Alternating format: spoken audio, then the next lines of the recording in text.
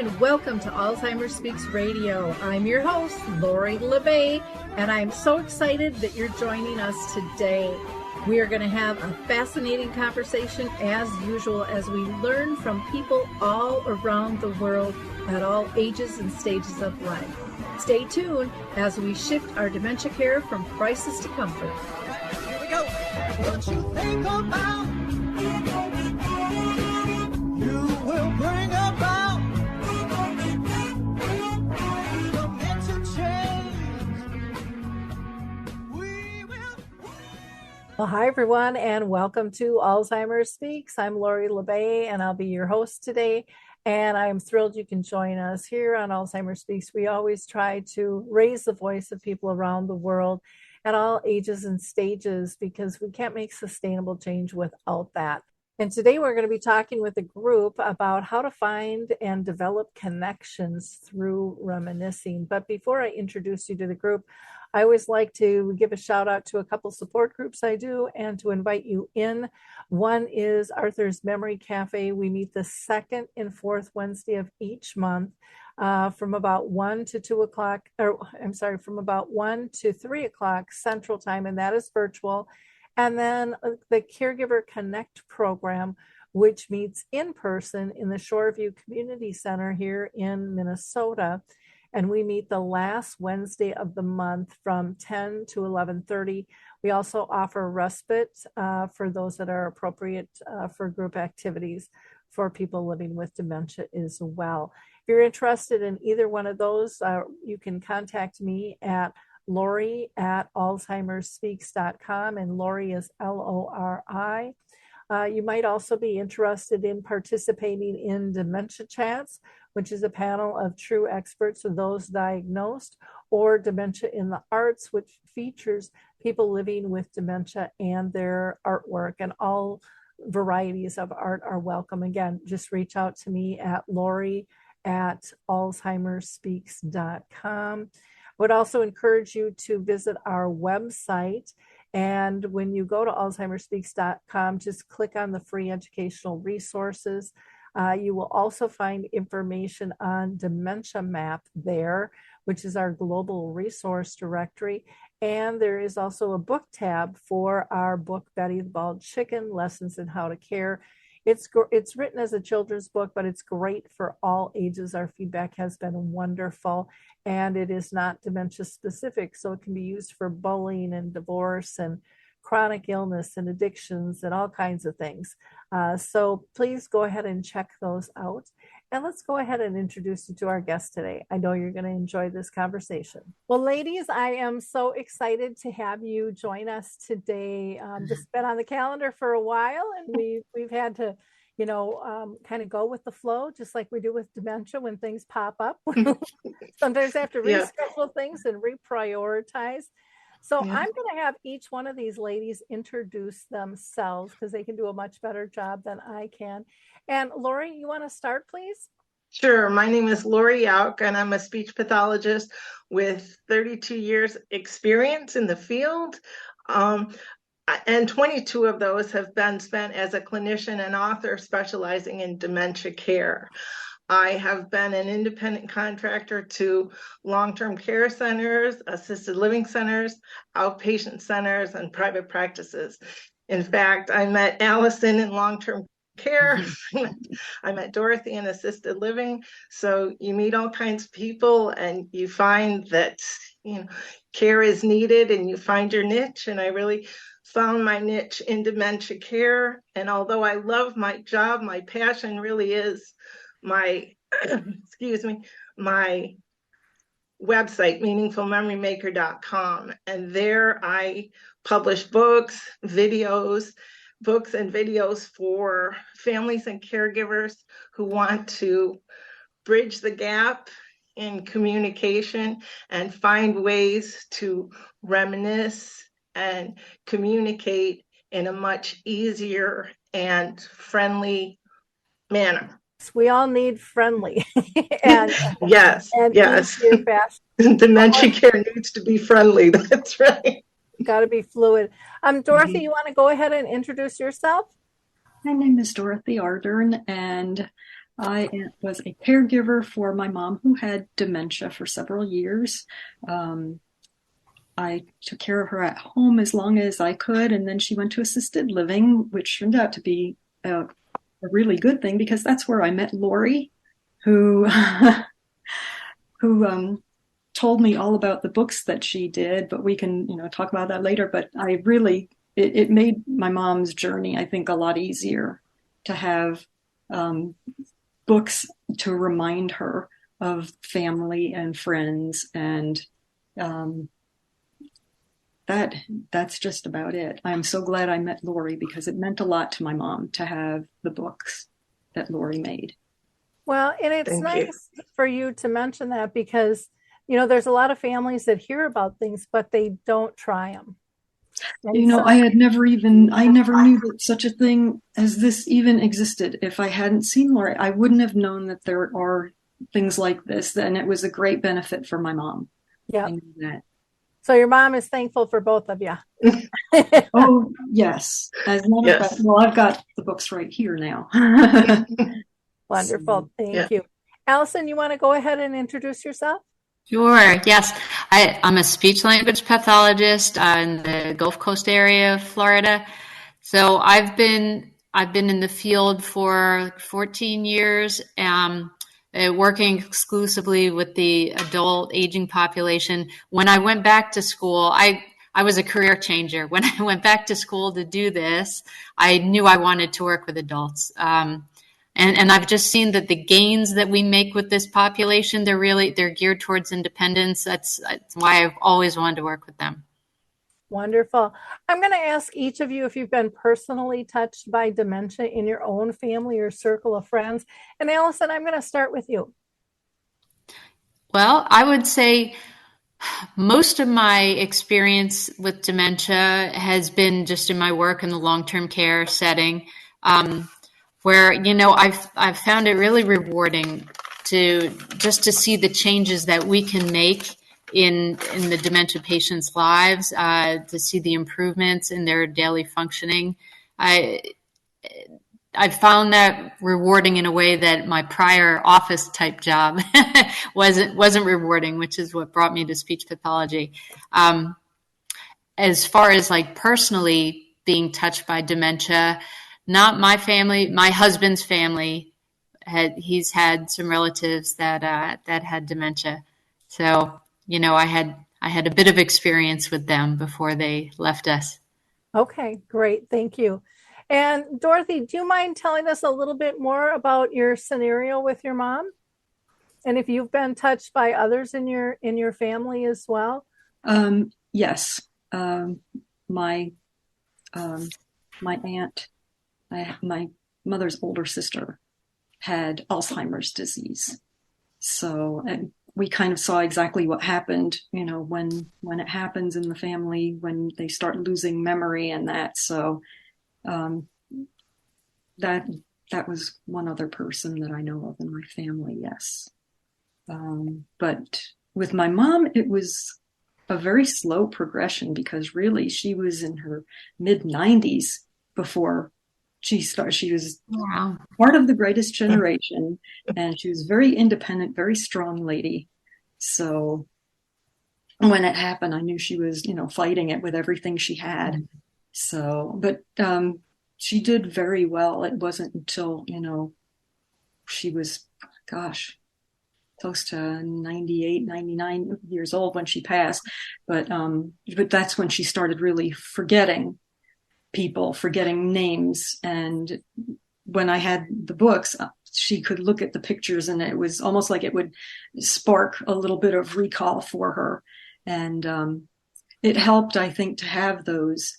My mom carried the book, obviously, that she must have taken it with her everywhere because it is, it's very, very, you can see that it's kind of crumpled and edges have been dog-eared and that for favorite pages. I'm unsure what else to say because she was doing quite well, really, but that was, it was a big help to have this set up because it's not like looking at a scrapbook the way Lori did it. It is more like a story of, a life history.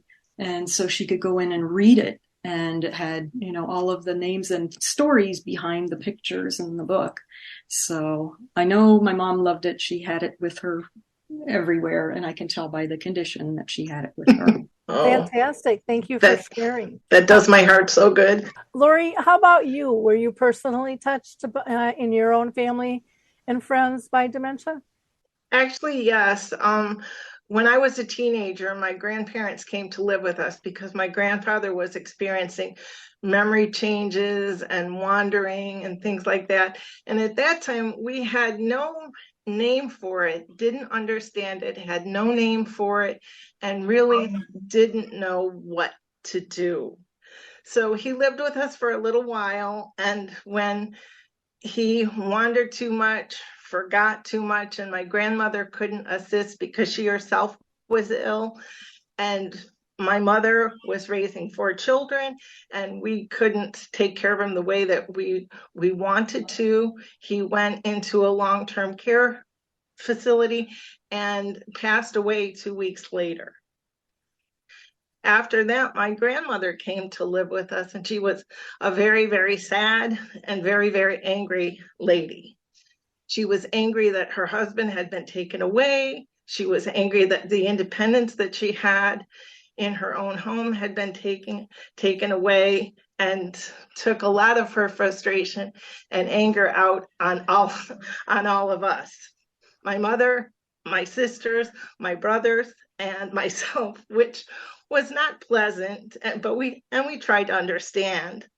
And by the time I got to college and grad school, I said to my mother, if we knew then what I know now about dementia and grief and dementia care, we would have been a lot happier family. And my grandmother would have been able to deal with my grandfather a lot better, and we would have been a happier family. So, and that was that may not have been the initial reason that I went into speech pathology and dementia care, but it certainly informed my curiosity. Well, thank you. Lori, can you tell us a little bit about your approach to dementia care and how your products reflect that approach and that philosophy for people to implement? Well, I believe in reminiscence as a bridge to dementia care. I believe that every life has a story worth sharing and worth telling. And we know that a lot of where memory sits for folks with dementia is in long term. So I also believe that we need to go where those folks are. We need to find where they are, and we need to go to them rather than them coming to us. So that's really where a lot of the products started. The About books that Dorothy has mentioned came about from a friend of mine whose mother was in long-term care, and she was going through some changes, some communication changes, and having difficulty getting her needs met. So my friend wanted her mother to have some tool that would allow her caregivers to know her needs and wants and her likes and dislikes, so that her caregivers could be more efficient in the care that they gave. So that's where the About books came from. And when my friend came to me, I said, I can help you put something together that not only will allow your mom to get her needs met, but let's put some pictures in and let's tell a story. Let's tell the story of her life, so that this person who's being taken care of is not just the lady in 103A. She is Dorothy, she is Gloria, she is Virginia, and she had a life, and she has a lovely story to tell. So that's where the About books came from.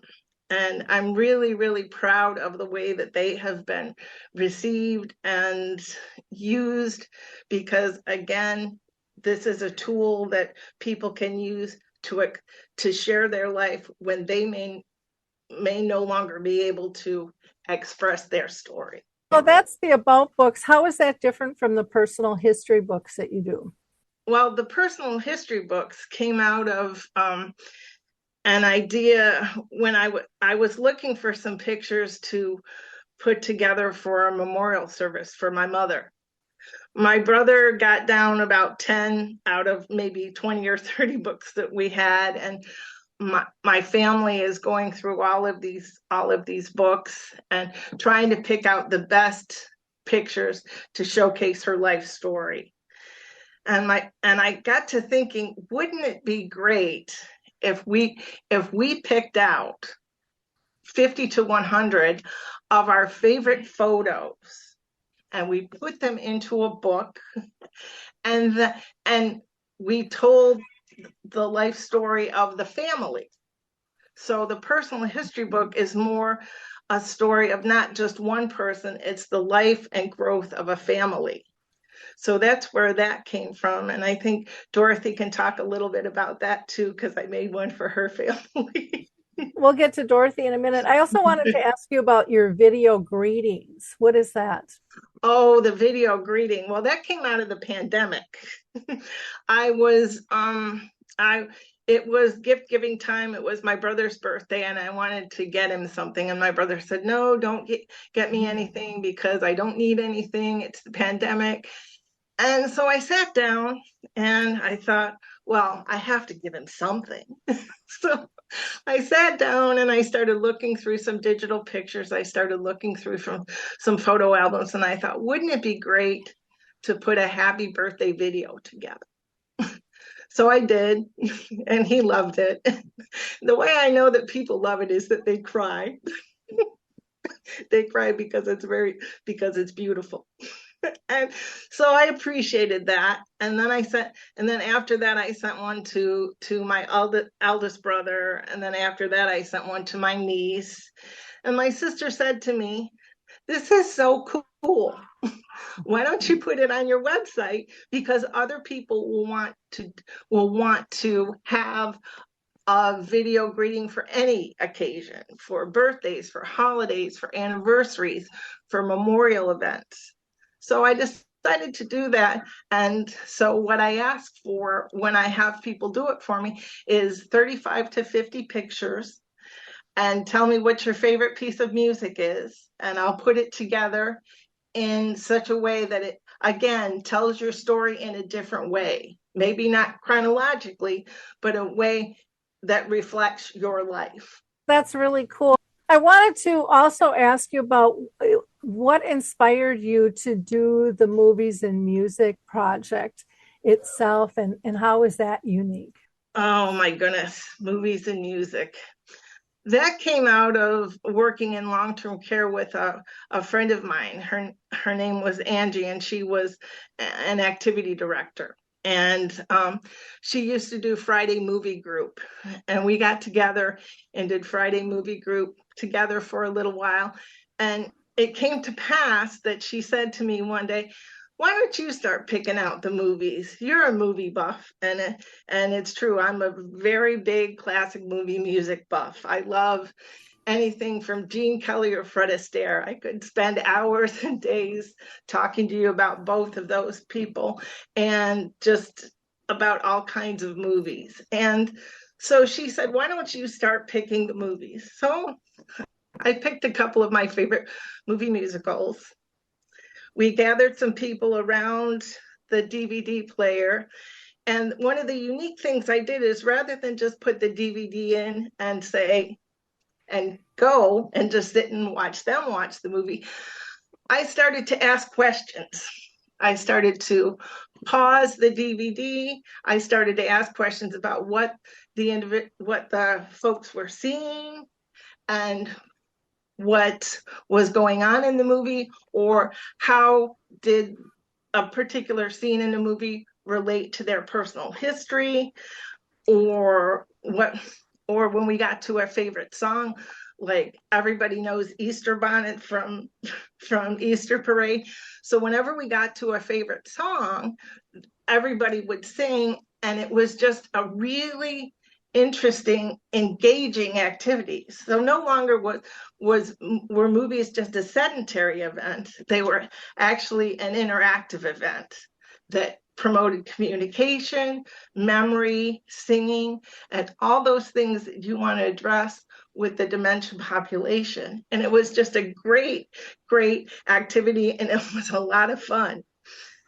And by this time, I'd been working in long-term care for about 15 to 22 years, and I was getting really frustrated with my job. I loved my job, but I was getting frustrated with the way things worked, as we often do when we work for other people. And I thought, I'm either going to have to leave my job or I'm going to have to change it. So when I changed it by introducing these movies with my friend, my job became more and more fun, and I looked forward to every Friday. It was just a great, great time. Everybody was singing and laughing and having a great time. But what happened was, if I wasn't there, my friend Angie didn't do the group, and I asked her why, and she said, because I don't know what to say. I don't know what to ask. I don't know what scenes to show, and I don't know what to do. So I thought, what if I wrote it down? What if I picked 12 movies that everybody knows, and I wrote some information, some background information about the film, and then I wrote some questions to ask for each particular scene that I chose to show. And I always pick the most famous scenes because they're the most recognizable, and the most famous songs because they're the most singable. And that way anybody could do it. And if I could do it and I wrote it down and anybody could do it, we could just spread a whole bunch of joy to everybody. And it'd be a great, great time and an easy activity to do. And so that's where that came from. Okay. So I have a question on that because, nowadays, we have a lot of younger people that might not know some of the old classics. Mm-hmm. So how does that work if they're not familiar with the song? Does the group just kind of pick up and carry them? Because I guess when I think of my mom being in long-term care, if I said let's sing, I wouldn't have to sing because they would know the tunes, and there were always a few in there that knew right from beginning to end. Well, Alyson, do you want to talk about that since you've done the group? Sure. Well, if you're asking about younger generation that isn't familiar with the songs, that hasn't been my experience, I have to say, because I've done the group, I've used and I have my movies and music with me today. I've used it just with aging adults in long-term care, and so they are familiar with the music. And the book, when I've done groups using it, has been really just a great activity. Sometimes therapeutic activities aren't ones that the residents you're working with are looking forward to, or maybe they're difficult for them. Using this book and the movies and the type of questions that Lori has in there, it creates an activity that they're enjoying. It engages them. It elicits communication, and like Lori was saying, all the things you want to work on, right? Singing and communication, as well. You can address problem solving and sequencing, things like that.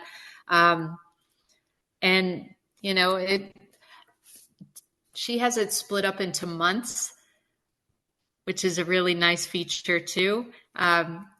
So the end of the year is like the close of the book, right? And December, it's White Christmas. And so there are questions in there that make the movies relatable to family experiences. There's just so much reminiscence that can come out of all the questions that she has in the book. For the music, are the lyrics in there too? No, they're not.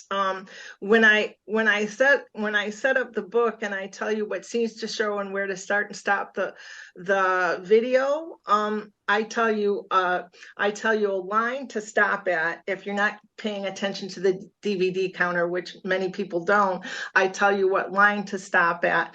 But the songs are so familiar that you don't really need the lyrics. Everybody knows the lyrics to Easter Bonnet. Everybody knows the lyrics to White Christmas. Everybody knows the lyrics to, let's see, oh, what a beautiful morning. It didn't really seem to me that I needed to include them. And plus, because it's sing along, you're singing along with the DVD. You're singing along with the person who's singing in the movie.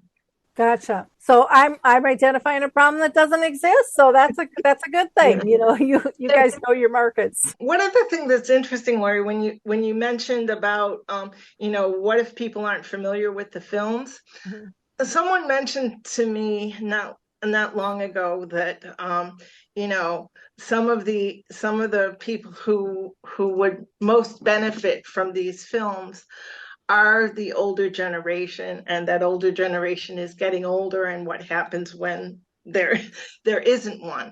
And the way I feel about that is I feel like the classic movie musical is no different. Introducing a classic movie musical really is no different than introducing classic literature to the next generation. You never say that classic literature is out of style. So it's just a matter of introducing it to the next generation. Very true. In fact, I had my granddaughter who's 13. We were going to watch movies, and we were kind of voting with the kids on what we're going to watch. And she said, my favorite movie is White Christmas. And I'm thinking, oh my gosh, that was just a shocker to me. And she was like, nope, that's my favorite. I'd like to watch that one. That was her vote. Excellent. And so, yeah.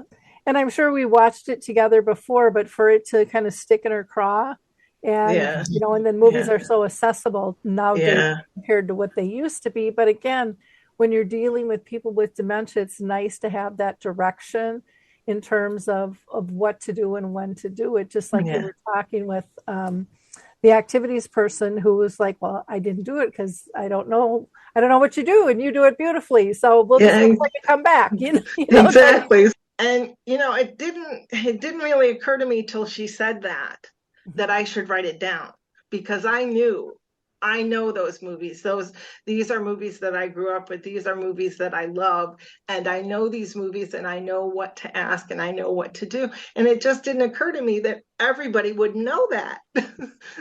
So that was the impetus for writing it down. And once I wrote it down, more people were interested and more people did it. And it's very gratifying to me that other clinicians enjoyed as much as I do. Wonderful. Alyson, when you worked with people with the movies and music, is there a favorite story or two of a reaction from some of the participants that you'd like to share? Definitely. I can think of people really, really enjoying these movies, right? Because, as I was saying, very different from other therapeutic materials, being able to watch a movie. So, Singing in the Rain, I can just picture a group watching this with me, and people humming along and nodding their heads, right? And definitely some people that maybe you didn't hear speaking normally, or you heard nothing from them, and they weren't very engaged with those around them. And the music and the movie just unlocks that, and suddenly they're participating, and they're humming and they're singing. So that's definitely a memory.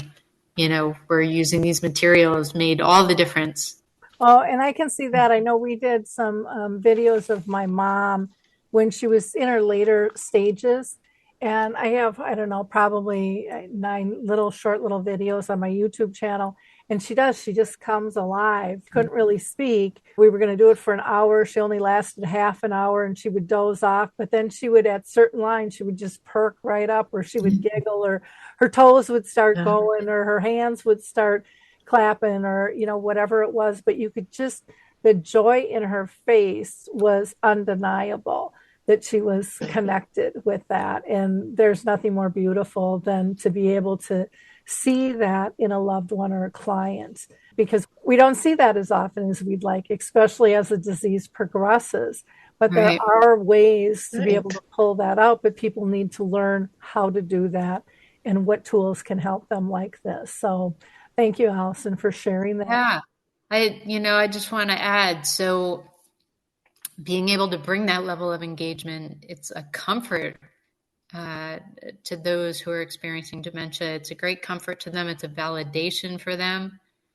It's such value. And it's a value to all of us around it, to witness it too. I mean, you kind of see that ripple effect in the room, especially when you had mentioned somebody who normally doesn't engage and all of a sudden is. Everybody kind of turns and is like, wow, it's like magic. Yeah. Wow, Yeah. wow, they still do that, or they Yeah. can still do. Yeah. Yeah, it's like you got fairy dust in your pocket and you're sprinkling it around, Yeah. It's pretty cool. Yeah. For people who are just tuning in right now, we are talking with a group of people regarding Meaningful Memory Maker. And it's just been a fascinating conversation. We're going to continue that. But I just wanted to give you the website in case you want to pop over there. Again, it's meaningfulmemorymaker.com. You can also find them on Facebook. They've got a group there, Movies and Music. Same on Twitter or X, Movie and Music 2. And they also have a YouTube channel as well, and an email. And I will have all of that in the show notes for you. But let's go ahead and continue. So, Dorothy, I want to go to you and hear a little bit more about your caregiving experience with your mom.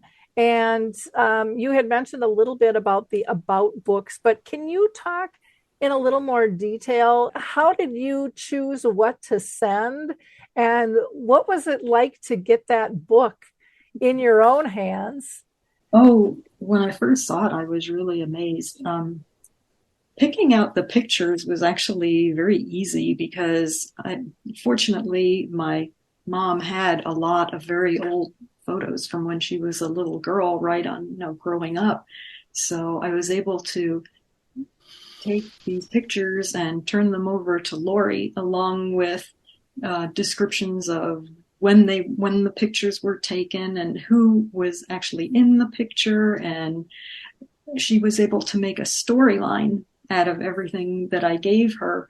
And from the time that my mom was just a little tiny girl until, she went into assisted living. So it was really amazing. And what I have to mention, because you mentioned the pandemic before, having that book when I couldn't get in to see my mother because we weren't really allowed to go in, we had to either sit, on one side of a window. She would be on one side, I would be on the other because they were in lockdown, or else I had to stay 6 feet away from her. So when I couldn't go in to visit her, she had her book. And I think that was really a huge help right there. She had, family with her, so to speak, because she could look at our pictures at any time she wanted. So that was a big help. But yes, just picking out the pictures was the easy part. I mean, Lori was the one that had to sort through everything and figure it all out. And she did a remarkable job. Really, it came out. I was stunned when I saw it, and everybody who looked at it was really, really thrilled with it because it's such a beautiful book. The next book, The Personal Family History, I did that for me because again, it goes back not just my mom's story, but the whole family. And again, I just gave Lori more pictures of everybody basically in our family, along with the, dates attached to them and this little bit of a description of it. And again, she was able to make a whole story out of it. It isn't just a scrapbook. It's like the actual family history, the story. And she managed to put that all together, and it came out very, very beautiful. I don't know how well you can see this, but it really, I was just so glad that she was doing this because, like I said, I don't know of anybody in this area that was doing this. So, and now that my mom and dad have both passed away, it's like I've got these as keepsakes and can, pass them on as well. So, as a consumer, how easy was it for you to give Lori what she was asking for? It was actually very, very easy because you can do all of it. Actually, I took pictures and put them in the little iPhone and sent them that way, or else loaded them onto the computer and just sent them to Lori. So it was not at all difficult to do. Do you have like text attached to different pictures then? I put names on the pictures. I would just like handwrite it underneath. I just put them all on a piece of paper basically, and then handwrite who was in the picture and the date on the picture, and then maybe a little bit of a blurb as to where we were, what we were doing, and Lori just put it all together. Okay. Basically. And then she'd send it to me and just go over it and proofread it, and she'd fine tune it and make a book out of it. Wow. Lori, how long does it take you to? Each book varies, and it depends upon how many pictures, and it depends upon the timeline of the consumer and also my timeline. But all things being equal, I can probably get it done for you within a month. Okay. And what's nice about the way that you can do it via meaningfulmemorymaker.com is you can upload all the pictures, as Dorothy said, to the website, and you can upload any kind of documents that you want to send me to the website, as long as they're digital. Take them with your iPhone or your iPad and upload them to the website, and then I take them from the website and I organize them, and then I begin to tell the story. But I'm also with you every step of the way. If any questions that you have, every version that I come up with, is this right for you? Is this what you want to say? So you can call me, you can text me, you can email me throughout the entire process with questions, and I'm there through the whole process. I imagine the pricing is going to vary depending on how big the book is and how many pictures and things. The pricing for the About book is pretty standard. It's $75 for the About book and $97 for the personal history. And most of that price is due to the effort. It's not necessarily that, although past a certain number of pictures, I may charge a nominal fee for each additional picture, but the pricing is mostly for the effort that it takes to put a quality product together. Well, and most of us are novices and we don't want to learn that process. So, I mean, even though it's going to take you time, it's going to take us a lot more time if we start from scratch. Exactly. And many of us would give up and it wouldn't get done. If people want to order, let's say, a few books, do they get a discount at all if there's multiple books to give as gift to family members? Because I just think, oh my gosh, that would be so cool to be able to give to your kids and your grandkids as well. You can go to the website and there's discounts, I think beyond 2 copies.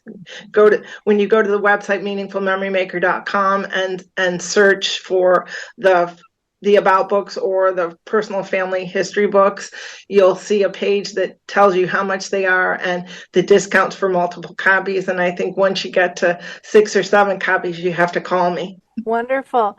And then for the movies and music, is that specifically for communities, or is that something families can purchase as well, just as a guide for, maybe family movie night? Oh, I think it's for everybody.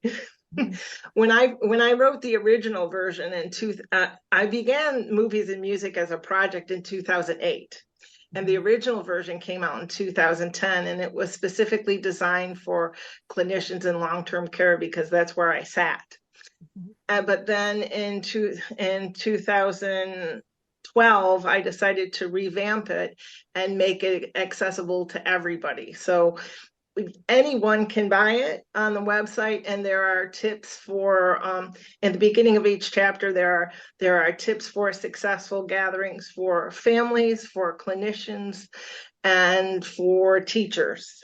And so anybody can use it, and it does make a really nice family movie night, especially if you have someone who has memory changes. And again, I tell you where to start and stop the DVD, what questions to ask to garner the most communication, and just lots and lots of information about the movies themselves. So it's a very nice tool for clinicians like Alyson. I even give some tips about how to document. Yeah, right. And all clinicians, I think, would appreciate that, right? Documentation is half of what we do sometimes. Right, Yeah. right. And and one of the reasons that came about, if you'll allow me, is the fact that a clinician who I showed it to, who was actually a very close friend at the time, said to me, "Well, this is really nice, Lori, but I don't know that I would use it because Medicare is not going to pay for showing movies." Mm-hmm. And I said, "But that's not what it is. Right. It's not. It's movies are the catalyst, but it's actually a language-based program. And if you know that it's a language-based program, then you can document in that way. And that's what inspired me to give you some ideas of how to do it." Yeah, that makes a lot of sense. I could see this being wonderful even in the different schools, just testing it out, or internships and things like that, for them to be able to see that other side. Because I think sometimes when we do the internships, they are very clinical based sometimes, and they don't have the kind of that fun engagement like Alyson was saying. It kind of takes you by surprise that this method can be clinical and can be beneficial on that level, because it's something we all do naturally. We just don't understand what's happening. We don't think about what's happening when we do it in our day-to-day lives, and what the benefits are. We know it makes us happy, and we kind of leave it at that, but we don't think of, I think, always applications to help remove the isolation that so many people are feeling, especially our elders and those living with dementia, as we age. And you add the pandemic and the flu and all the other goofy bugs running around, that people are kind of pulling back. It becomes more and more important every day. Kudos to you for, stepping into this space, and powerful tool. I'd like to ask Dorothy, in terms of Reminiscence, if you're talking to other family members, to encourage them to play with Reminiscence tools and things like this, what would you tell them to entice them to do that? Because I think sometimes people don't even understand it. I think sometimes people look at the word reminiscence and they're not even sure how to pronounce it, let alone, okay, I'm not going to learn about it. I'll find something easier at times. And I think it's just such an important piece. So from one caregiver to another, what would you say to someone? It means so much to me to remember these things, and having these pictures. It's one thing to have a box full of photographs, and you can go through them. It's so disjointed that way. But when you have it all put in one place and you have the storyline along with it, it's so much easier to, there's more of a flow to it.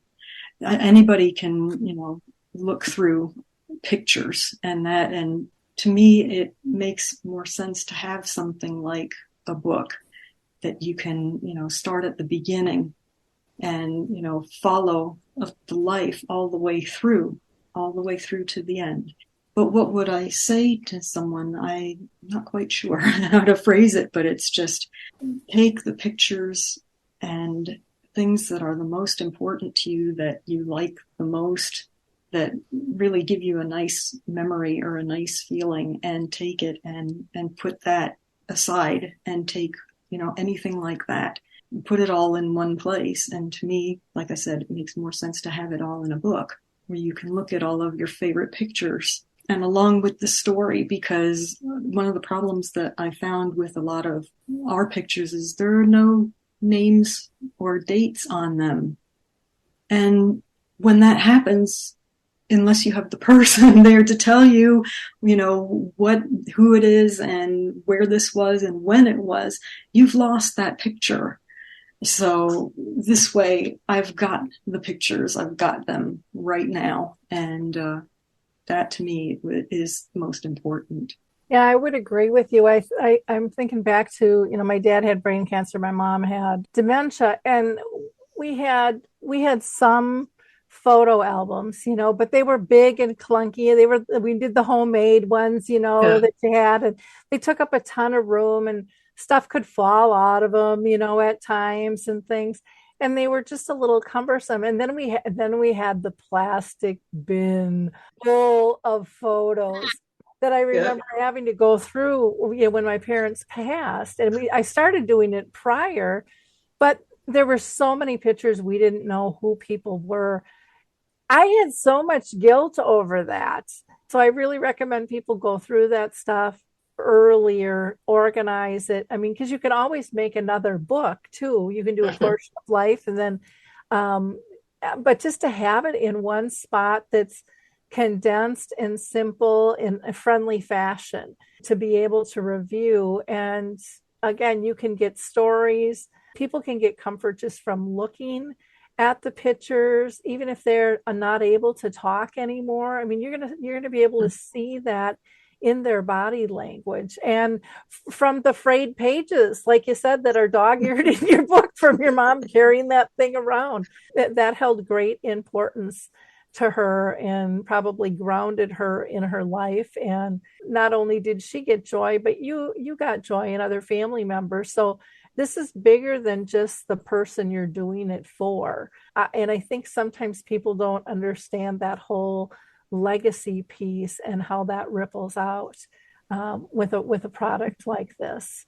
Did you want to show us a dog-eared page or something? I saw the book flipping there. A little bit crumbled and actually, it looks like some of the pages, I tried to smooth them out. I've been pressing it actually to try to get it straightened out again. But it just goes to show how much it meant to her that she kept it with her all the time and used the book. It just didn't sit somewhere. She had it with her and she was looking at it. So neat. That's why it meant a lot. Alyson, how about you? Any points you want to make for people to tap in? Even though I don't have one of those books and I haven't had a direct experience with it, but what I see is that Lori takes a task that for me would be daunting, to go through all the pictures, right? And to condense them and make them into a story, I think would be just amazing. Right. So who wouldn't benefit from that? I think everybody has a plastic box, like what you were talking about, the plastic box that no one wants to go through. So to have someone to be able to sort that all out and put it, in some meaningful way that tells a story, I think is wonderful. Well, and I think of just what a great gift this would be for elder law attorneys, even communities. They spend so much money on marketing materials and pens and coffee mugs that it's like, okay, I don't really need another coffee mug filled with chocolates because I came in. I mean, all of those little things, I mean, they're nice, but I'm not going to remember them as much as I would with a gift like this.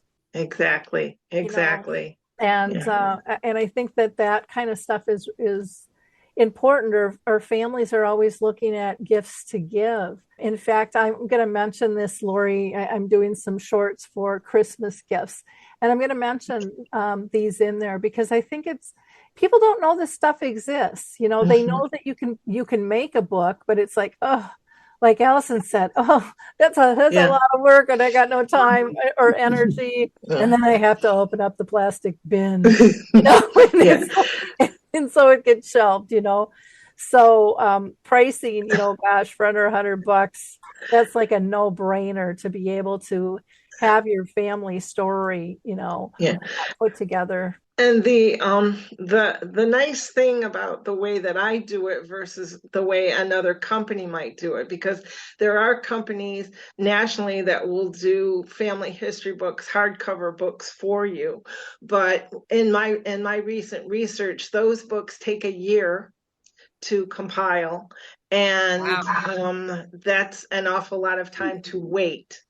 So in my view, if you just can give me, particularly for the family history book, if you can just give me about 100 pictures, 100 of your favorite, because there are pictures and pictures and pictures and book and photo albums galore. I probably have 100 photo albums in 3 closets in my house, but I don't want to I don't want to have to look through all of those books to find my favorite pictures. So pick out 100 of your favorites that tell your family's story from one perspective or the other, and help and give me some information, and I'll help you write your story, and I can have it done for you in a month. So there's that too. So there may be other people that do it, but I do it a little bit differently. And as Dorothy mentioned, she's not, and I'm not aware either of anyone who does the about book the way that I do it, because the about book not only has the story, but it also has tips and tricks for taking care of someone who is losing communication skills and can't tell you what they want, and what they want, what they need, and what makes them happy. And part of the about book is that this is what makes me happy. And if you do this for me, we will get along a whole lot better. I think the thing that's important too, really, in summarizing what you said, is you get this population, you get this niche, you understand the needs physically, emotionally, and those of the care partners as well. And when you go to a regular, let's put a book together, it's very generic. It's fill in the blanks. We'll send it to you, and you can maneuver where you want things. But to have that insight and to have someone who really, I think, who really cares about telling the story makes a big difference. Thank you. Any last minute comments that anybody wants to say, anything that we missed? I just have one other thing I wanted to say. And in dementia care, we've been spending a lot of time talking about reminiscence, of course, but one of the other reasons why I like reminiscence so much is because it meets the person that you're working with where they are. There is no cognitive load for them because their memories are their own, and it doesn't matter whether they're right or wrong. They're their memories. And when you do reminiscence activities with them, you're meeting them where they are, and you're building that communication bridge, because they can communicate about what they know, and what they know is what they were. Exactly. That's a wonderful, wonderful point to make. We always say, step into their world, and that world is your world. But I think it also teaches us joy in a different fashion. And I think I don't think people understand sometimes when we're doing something like reminiscing with someone, we put it in a place where I'm doing it for them, but there's really gifts back to you in participating and facilitating that. You can have some very joyful, meaningful moments, and those are the things that are going to stick with you. And sometimes they're very, very small and just seconds long, as the disease progresses. But I know for me, they're the most powerful. Even like with my mom, with those little videos we did, and my audience has heard this from me a few times, but I don't think I can say it enough. I can have like one of my worst days, and I'll go watch one of those videos, and life is good. It's just that simple presence of joy and feeling connected, that sense of gratitude that you have for your family. It's important stuff. Absolutely. But I think for staff too, they don't get enough moments of joy. They don't get enough moments of connection because we have forced them to be so task oriented. So this is healthy and a good thing for everybody on multiple levels. And I think we have to get back to caring for people at that level. And I think we've sidestepped that a lot lately. Yeah. And try to remember that the person you're caring for isn't just the lady in 102A. She's Virginia or she's Alice.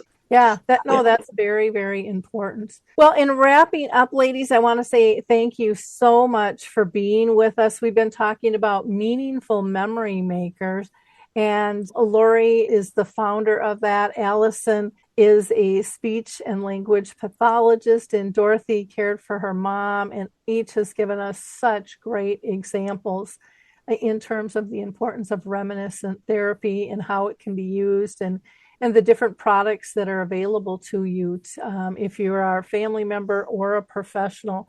So I always ask my listeners to be a giver of hope. Like, click, and share this show. Pass it along.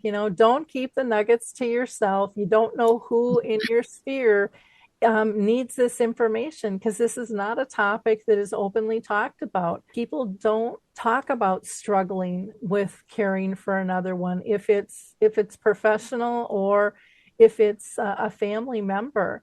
And we need to get these services, products, and tools out to them. And you can be a catalyst to help launch that and get the information people need into the right hands. So again, I appreciate you joining us and being a giver of hope in doing that. Again, we have all of the website and social media and email information in the show notes, so you can find that there. And I want to wish you all a wonderful holiday season. And maybe some of you are thinking, I got to get this book, and she probably can't rush everybody's, to get you out before Christmas. So just to forewarn you, but gift giving and giving joy and creating legacy is something we need year round. So it doesn't have a drop dead date for the holidays, guys. Keep that in mind. Again, one last thing I want to mention, check out alzheimerspeaks.com and pass on all those free educational resources that we have. And if you're inclined, go ahead and purchase Betty the Bald Chicken. Bye, everyone. Hey everybody, Jared Sebestier, host of Retire Repurposed. This podcast is dedicated to help people transition into fulfilling and purposeful retirements. Retirement is a big life change. In fact, the two most dangerous years of a person's life are the year they were born and the year they retire. Few people could just flip the switch from working a career 30 or 40 plus years, retiring on Friday, without methodical steps to living what we call a repurposed retirement. To listen now, search Retire Repurposed on your favorite podcast platform, Senior Resource, or Life Audio.